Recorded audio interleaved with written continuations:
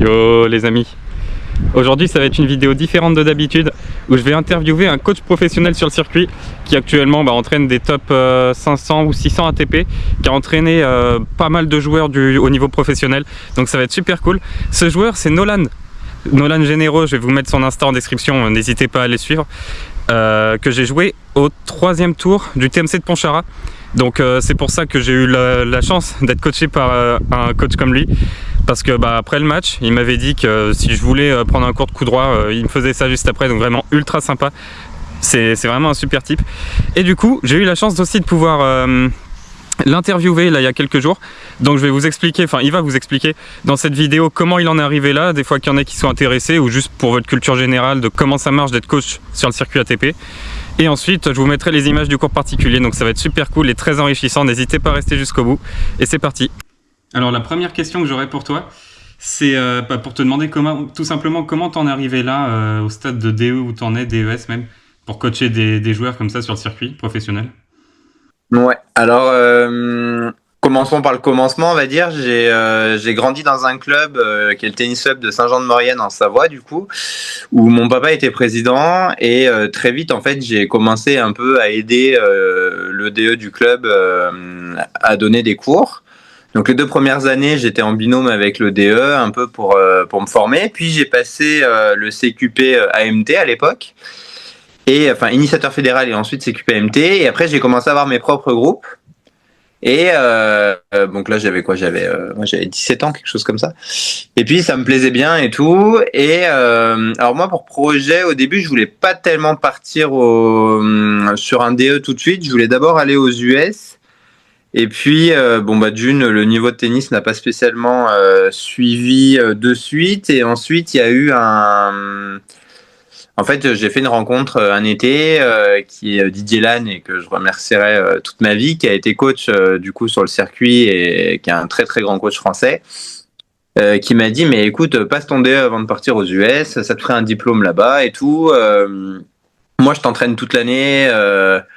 Tu vas vraiment grimper en niveau, parce que j'avais fait 2 semaines avec lui l'été et j'avais fait un été dingue. Je perdais plus en dessous de 3,6. Franchement, j'avais fait un super été. Et il me dit je t'entraîne toute l'année prochaine, t'imagines là en 2 semaines t'as vachement progressé, machin. Bon bref, parce qu'il devait être formateur en fait dans un organisme de formation qui est Sport et Formation. C'est avec Sport et Formation que j'ai passé mon DE et mon DES l'année d'après. Et donc du coup j'arrive, je fais les tests de sélection et tout, donc avec Aix-en-Provence, je suis retenu dans la section DE. Et en fait, comme c'était leur première année, on n'était pas beaucoup, on était 6. Et ils ont pas pu prendre d'intervenants extérieurs pour faire la formation. Donc je me suis retrouvé à passer un DE que je voulais pas spécialement passer, parce que moi je voulais m'entraîner, et finalement sans coach. Et donc je me suis dit écoute, et en plus je me blesse cette année-là, donc si tu veux le projet US était parti très très loin. Ouais. Et du coup je me suis dit quitte à être là maintenant, autant y aller à fond. Donc j'ai passé mon DE, l'année d'après j'ai passé mon DES que je n'ai pas eu. J'étais un peu jeune, je pense encore, j'avais 19 ans et je manquais sûrement d'expérience. Et j'ai continué j'ai décidé à continuer de me former, et j'ai fait des formations de coach internationaux GPTCA. Et donc je fais mes formations et tout, et puis après je vois sur Insta, un an après, qu'il y a un joueur français qui a fait joueur test sur les formations GPTCA, donc je lui écris et tout. Et donc ce joueur français, donc c'était Samuel Brosset, à qui je fais un coucou. Et donc on écrit un peu, on s'écrit, et en fait je dis t'es joueur test, moi j'ai fait les formations l'année passée, patati patata. Il me dit ouais et tout, c'est cool. Je dis alors t'es combien? À l'époque il devait être, il devait être 88e français, il était 600 et quelques ATP, 680. Et puis on discute un peu, et puis on décide de pourquoi pas essayer de faire des semaines ensemble. Moi je venais d'être, j'étais coach, lui était joueur, il cherchait un coach. On a commencé à Bagnoles-de-l'Orne en octobre, quelque chose comme ça, et puis ça a continué. On est parti en Turquie, ça a continué un peu. On a fait Toulouse, on a fait Poitiers, ça a dû s'arrêter. On a dû bosser ensemble de novembre à mars ou avril. Bon, on s'est pas quitté de tout ce temps-là. Et puis après, bah, du coup, tu rencontres des joueurs quand tu es sur le circuit, etc. Parce que bah, tu passes toutes tes semaines avec eux. Sympathiser avec d'autres joueurs. Et puis de fil en aiguille, je me suis retrouvé avec un autre joueur. Et puis, j'ai bossé tout un autre été avec un joueur, Maxence Boger, que j'ai eu plusieurs fois l'été. On est parti en Égypte ensemble ensuite pendant un hiver. Je travaillais un peu en binôme avec son coach qui pouvait pas partir avec lui, Jérôme. Et puis bah tu continues de rencontrer d'autres joueurs, etc. J'ai eu d'autres joueurs qui étaient top 600 ATP avec qui j'ai plus voyagé qu'entraîné à plein temps. J'ai plus fait flying coach à ces moments-là où en fait je voyageais avec les joueurs qui ne pouvaient pas partir avec leur coach. Ouais. Et puis arrive un moment où je me dis bon écoute c'est sympa d'être sur le circuit et tout. Je suis parti à l'île Maurice quelques mois. Il y a eu le Covid donc j'ai dû rentrer. Et après, pendant le Covid, j'ai commencé à travailler avec une joueuse, donc Julie Bousseau, en junior. On s'est réentraîné à fond pendant le Covid. On a fait un confinement de dingue. On a loué un château. On était une dizaine de joueurs de tennis et on s'est tous entraînés dans le château pendant tout le confinement. Donc c'était super bien. Et donc j'ai commencé à découvrir un peu plus le circuit junior avec Julie. Et là, depuis, j'ai quand même eu beaucoup plus de... même si j'ai travaillé un tout petit peu avec Lucas Bouquet l'année passée, qui a dû monter top 5, 600 peut-être là, ATP. Je me suis quand même plus orienté sur les juniors. Et là, donc ça fait depuis juillet l'année passée que je travaille avec Côme Le Roc, qui commence un peu en junior, là, qui a 17 ans, qui a un parcours un peu tardif, on va dire, pour rentrer sur le circuit junior, mais ça a monté un 6, ça joue plus que correctement. Là, on vient de faire une demi au Ghana. Et puis là, on repart donc aux îles Vierges dans 10 jours pour essayer d'aller ramener le trophée. Ok, ensuite, je voulais savoir un peu quels sont les styles de joueurs. Tu l'as déjà dit, plutôt leur classement, que tu as pu coacher, genre le plus haut classement que tu as eu à coacher. Et les garçons, 450 sur le moment. Ouais. Et chez les filles, j'avais une fille, alors ça a vraiment pas duré longtemps, mais qui se rapprochait du top 300. Ouais. Voilà. Et donc ça, c'est le classement ATP et WTA, c'est pas les classements juniors. Ouais. Non, ATP et WTA. Et en junior, c'est quoi les classements? En junior, comment elle était Julie? Bah après Julie elle a pas fait beaucoup de tournois en junior, elle a été 700 et quelques, mais par contre elle a été championne de France 13-14, vainqueur TCBB, vainqueur national cadet. Gros parcours en junior, c'est un peu les années Jacquemot, Babel, etc. Donc c'est quand même des grosses années de tennis et elle a, oui, en junior, plutôt à l'échelle nationale, elle a vraiment brillé par ses résultats. Alors c'était avant de collaborer avec elle, moi je l'ai prise juste après. Mais voilà, plutôt là-dessus. Ok. Et ensuite, je voulais savoir, est-ce que tu as une anecdote marquante à partager en tant que coach, quelque chose qui t'a vraiment marqué pendant ta carrière? J'en ai même quelques-unes, je vais t'en donner peut-être 2. Allez, vas-y. On est avec Samuel en Turquie. Et il y avait toujours le gros problème des parieurs, qui nous harcèlent jour et nuit. Et Samuel, alors c'était une semaine déjà qui était très compliquée. La semaine en elle-même, c'est une anecdote, c'est-à-dire qu'on était confinés dans l'hôtel parce qu'il y avait des tornades. Ouais, ça déjà le truc complètement dingue, grêle, tornade et tout. Et en fait, les matchs ne se jouent pas. Sam est en quart.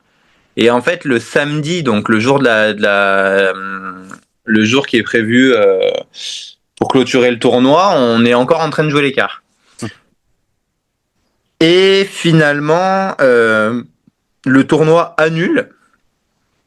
Ah ouais, le tournoi annule carrément en fait, et ils nous disent on en recommence un la semaine prochaine, mais celui-là on s'arrête au niveau des quarts, donc on distribue les points. Ils ont même pas distribué le prize money, enfin c'était n'importe quoi. Et donc un parieur est devenu complètement fou. Ouais. Et le mec, il commençait à nous dire qu'il allait nous tuer, patati patata. Bon, un classique, on a malheureusement l'habitude et on n'y prête pas trop attention.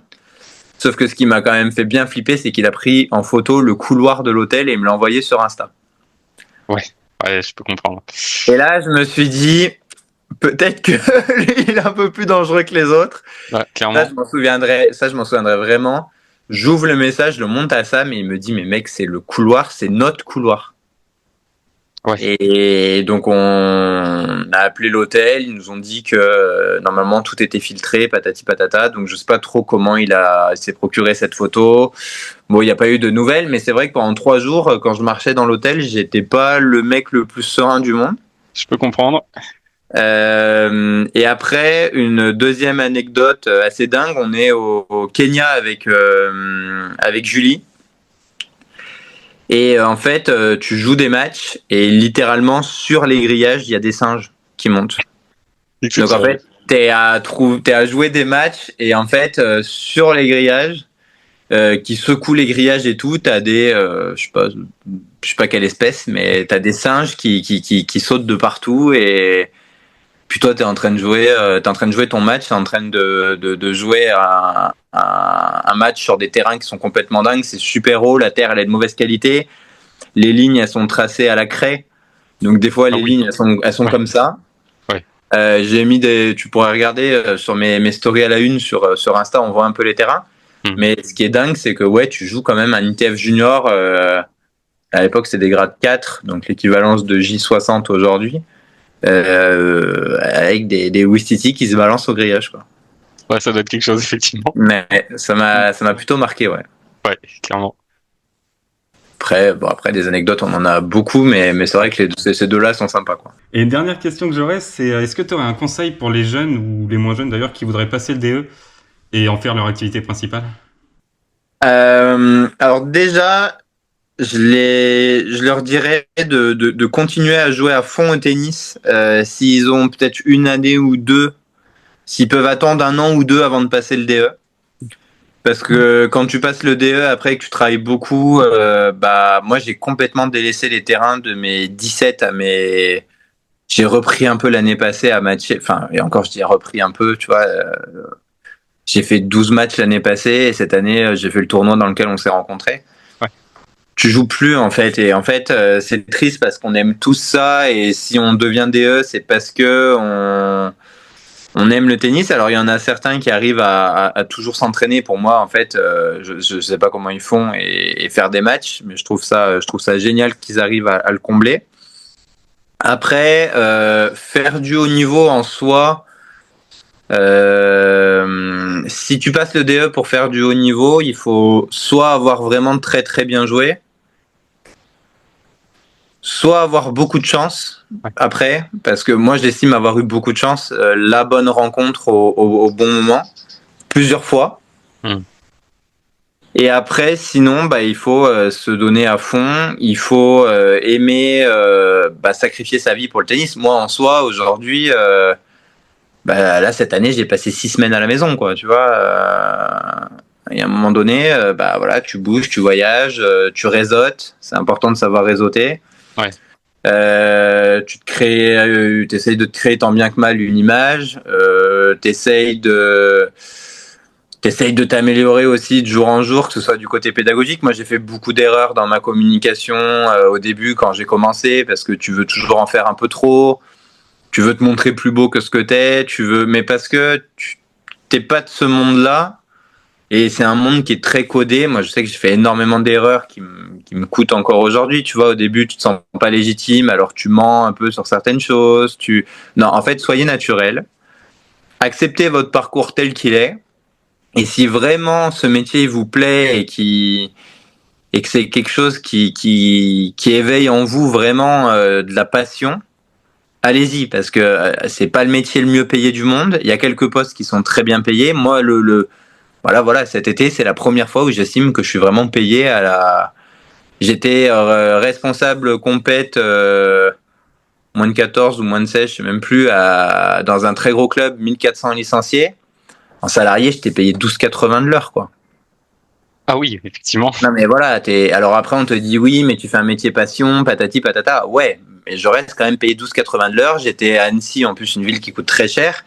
Et tu te rends compte qu'en fait, tu as intérêt d'être très, très passionné parce que, alors oui, tu donnes des indives à 50 € de l'heure, machin, c'est différent, mais tu peux pas tout le temps donner.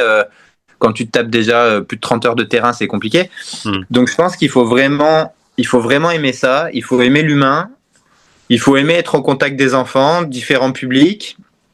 Mais une fois que tu as ça, tu peux quand même vivre une vie géniale. Parce que tu passes ta vie sur un terrain de tennis. Certes, c'est usant. Mais moi, je me serais jamais vu aller à l'usine. Donc je m'estime quand même chanceux d'avoir cette vie. Il y a plusieurs fois où je me suis posé la question de peut-être arrêter. Parce que moi, ma situation est très précaire. C'est-à-dire que quand je travaille avec un joueur, j'ai jamais de contrat. Ouais. Du jour au lendemain, le joueur, il estime que des raisons pour que ça s'arrête, il y en a 1 milliard. Et ça s'arrête toujours très brutalement.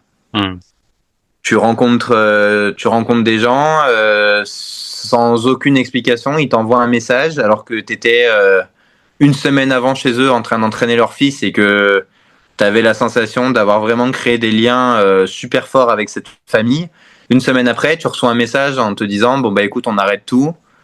Je t'appelle la semaine prochaine pour t'expliquer, puis on t'explique pas en fait, tu vois, et tu restes comme ça dans l'ignorance. Ça fait un peu de peine. C'est souvent des grosses déceptions. Ouais. Mais c'est aussi des belles joies, c'est des voyages. Donc après, quand tu es en club, tu peux être sécurisé un peu avec un contrat. Mais quand tu es comme moi, tout le temps à ton compte, il y a des fois où tu prends des sacrés coups derrière la tête. Ouais, tu m'étonnes. Et il y a de très très grosses désillusions, surtout humaines. Le tennis, ça reste un sport individuel. Et à haut niveau, il y a beaucoup finalement d'individualisme en fait. Parce que les gens sont très égoïstes et toi en fait, t'es là pour faire progresser, mais le jour où on a moins besoin de toi parce que t'es trop cher ou parce qu'il y a quelqu'un qui propose ou parce que tu veux changer, t'as vécu 1 an et demi à tout sacrifier pour ton joueur et en fait au final on te dit merci par SMS quoi, tu vois, et c'est la vraie cruauté de ce monde et il faut l'accepter. C'est un monde très spécial, mais après tu vis une vie de dingue. Enfin tu vois, il y a 3 semaines j'étais au Ghana, là je suis à Saint-Tropez, la semaine prochaine je pars aux îles Vierges.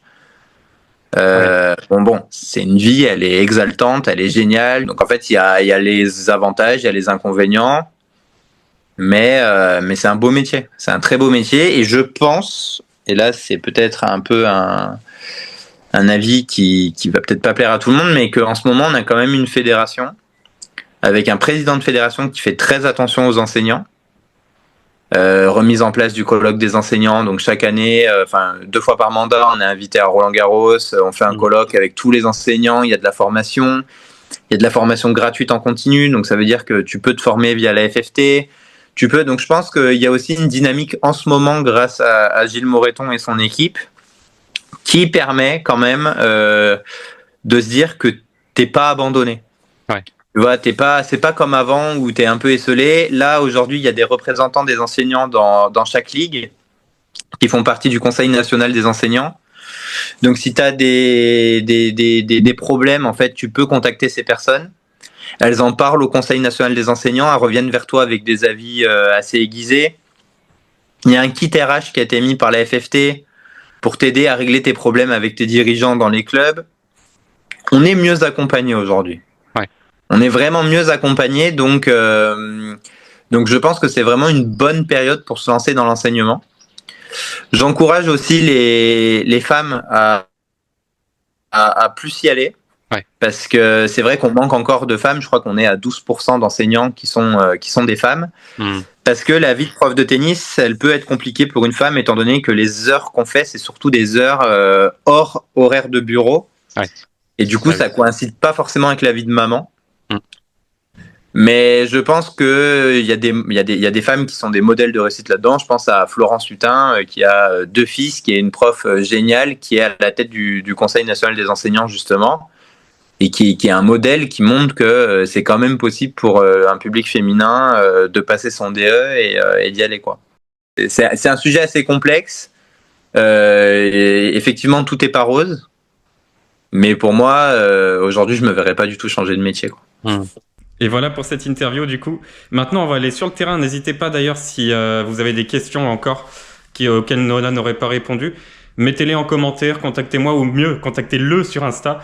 Suivez-le en masse, ça va lui faire plaisir. Et puis écoutez, on est parti sur le terrain maintenant. Il va me donner des conseils sur mes frappes de coup droit.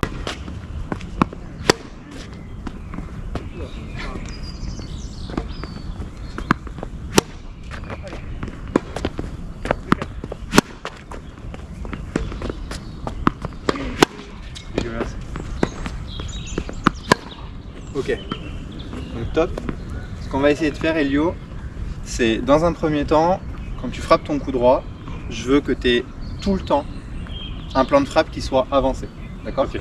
Donc quand tu frappes ta balle, tu viens taper en avant du corps. Et ensuite, il faut que ta frappe continue. Au moment où tu touches la balle, pour l'instant tu te désengages beaucoup, Ouais. d'accord? Et ta raquette elle revient vite vers toi. Moi ce que je veux c'est qu'au contact, tu viennes et t'accompagnes vraiment ta balle dans la trajectoire que tu veux lui donner. Ok. Donc tu frappes, tu sens ta balle et t'amènes ta raquette vraiment le plus loin possible et je veux que tu aies envie d'envoyer le sommet du cadre vers l'adversaire. Ok. Allez tiens.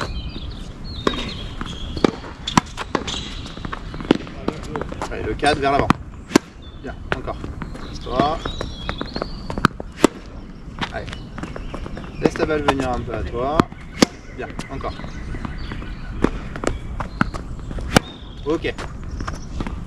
Alors pour l'instant, tu tapes très de bas en haut. Ok.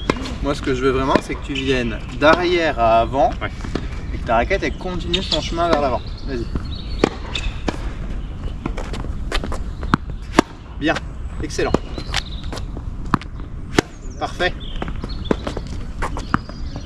Ouais, tu l'as, encore. Pareil, sauf que tu essayes de passer plus proche du filet. Maintenant, tu vises la bande du filet. Ok. Vas-y, Ouais. vise la bande. Bien. Ouais, très bien, encore. Allez, la bande. Toi, ton seul objectif, c'est la bande. Ok. Bien.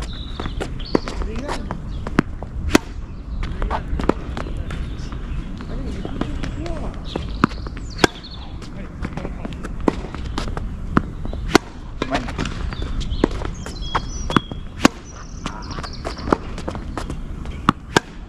Ok.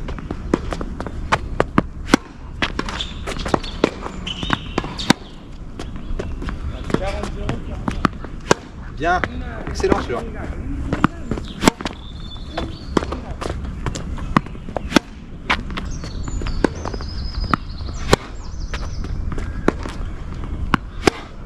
Ok, le dernier point qu'on va voir, tu ajoutes ça au fait, pour l'instant en fait tu frappes et tes épaules elles sont déjà orientées vers le terrain. Donc en fait tu te retrouves avec une puissance qui va de là à là. Moi ce que j'attends c'est que tu viennes autour de ta balle, que tu sois en appui ouvert ou que tu sois en appui en ligne, que tu aies vraiment le nombril qui regarde la caméra là-bas.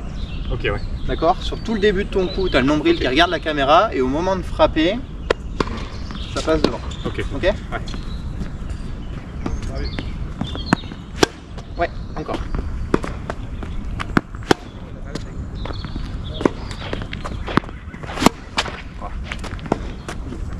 Ça. Et vise bien avant. Ouais. Ouais, c'est bien. Continue. Boum. Bien. Sans forcer. Laisse aller le bras vers l'avant. Ouais. Parfait.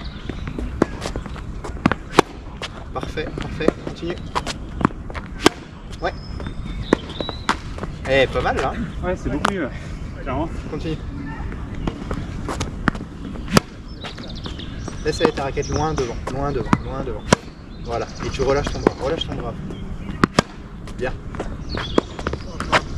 Super. Ouais, belle. Allez, boum. Dommage. Sans forcer. Pas de bas vers le haut. Laisse aller ton... Voilà, laisse aller. Ok, on va continuer un peu dans le même move. Pour l'instant, le poignet, il est très bloqué à la frappe. Ouais. Ok. Alors, on va essayer de faire un petit exercice. Tu vas tenir ta raquette avec 3 doigts. Ok. Tu vas essayer de taper des coups droits en tenant la raquette avec 3 doigts. Les autres, on les laisse en dehors du manche. Tu vas voir que ta tête de raquette, elle va plus facilement circuler. Ok. Laisse ta raquette circuler. Oh. Quand tu viens tourner tes épaules. Bien. Celui-là, magnifique. Ouais. Allez, encore 2-3 avec 3 doigts sur la raquette. Bien. Ça tourne les épaules, tourne.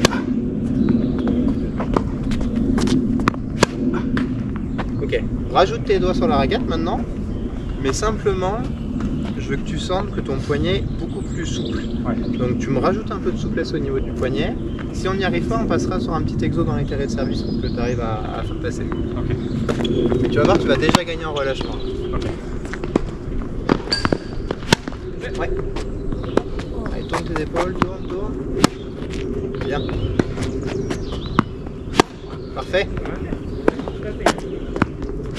Ouais, encore. On le sent à la frappe déjà qu'il y a plus de mains. Ça lift beaucoup. Super. Allez, boum. Non, par contre, quand tu fais boum, c'est pas de bas en haut. Ouais. C'est vers l'avant. Bien. Parfait. Oulala. Oulala. Ouais, c'est bien. On avance. Bon, relâche ton bras, relâche. Plus tu veux forcer, moins ta balle elle partira. Tiens, regarde. Vas-y. Tu vois, sans plus. Plus tu veux forcer, moins ça sort. Par contre, tu relâches vraiment. Ouais. Là, tu peux vraiment dégager de la puissance. Ouais. Essaye vraiment de laisser aller. Il faut vraiment que tu agisses.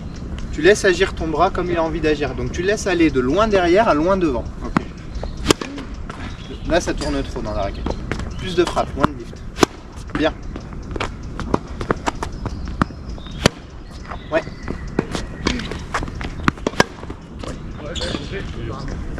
Plus de frappe, moins de lift. Attention de bien te placer à chaque fois. Ouais. Et quand tu vas à la balle, si la balle elle est là, ne te déplace pas comme ça jusqu'à la balle.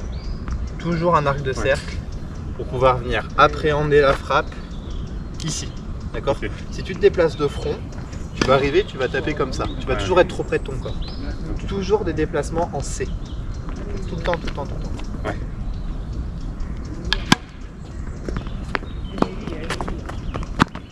Bien. Encore.